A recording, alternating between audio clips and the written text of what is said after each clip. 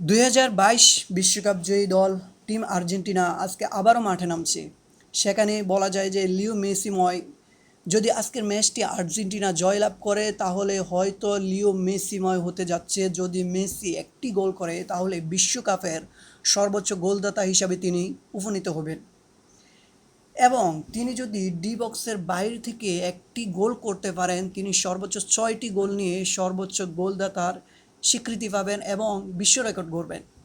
এবং team Argentina যদি আজকের ম্যাচটি জয়লাভ করে অস্ট্রিয়ার সাথে তাহলে টিম আর্জেন্টিনা সর্বোচ্চ ম্যাচ জয়ী দল হিসাবে বিশ্বকাপে তারা বিশ্ব রেকর্ড গড়বেন।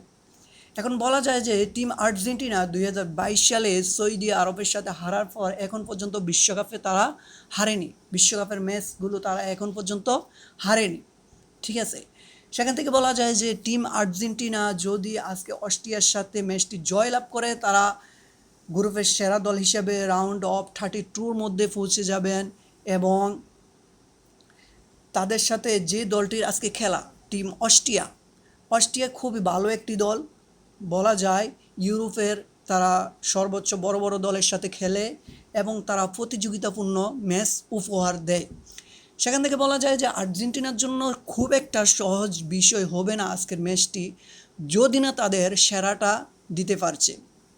আর্জেন্টিনাকে তাদের সেরা খেলাটা দিতে হবে।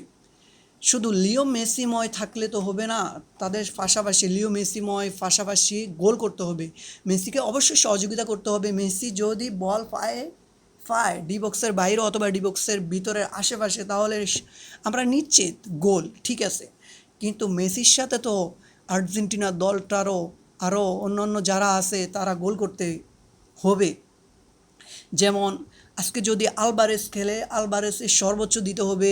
মার্টিনেস অনেকগুলো ভুল করে, তার ভুলগুলো শুধরিয়ে বিশ্বকাপের মঞ্চে যদি এরকম ভুল করে মার্টিনেস তাহলে আর্জেন্টিনার ছন্দপতন হতে পারে। মার্টিনেসকে অনেকগুলো বল ডেলিভারি দেওয়া হয়, লিও মেসি দেয়, আলভারেজ দেয়, সেখান থেকে যদি মার্টিনেস বল রিসিভ করে গোল না দিতে পারে আর্জেন্টিনার জন্য খুবই দুঃখজনক একটি বিষয় হবে। সেখান থেকে মিডফিল্ডের মধ্যে ডিফল্ট আছে, নিকো আছে, অ্যালেক্সিস এবং ডিফেন্সে রোমেরো তো একাই 100 তিনি। দেখা যাক। আর গোলকিপিংয়ে মার্টিনেস থাকছে, এটা আর বলার কিছু রাখে না, কারণ আর্জেন্টিনার গোল বারের নিচে একমাত্র নির্ভরশীল ব্যক্তি যদি হয় তাহলে এমি মার্টিনেসকেই তারা বেছে নেবেন। তাই এমি মার্টিনেস থাকছে। এখানে যে স্ক্রিনে যে স্কোয়াডটা দেখা যাচ্ছে সেই স্কোয়াডে হয়তো হতে যাচ্ছে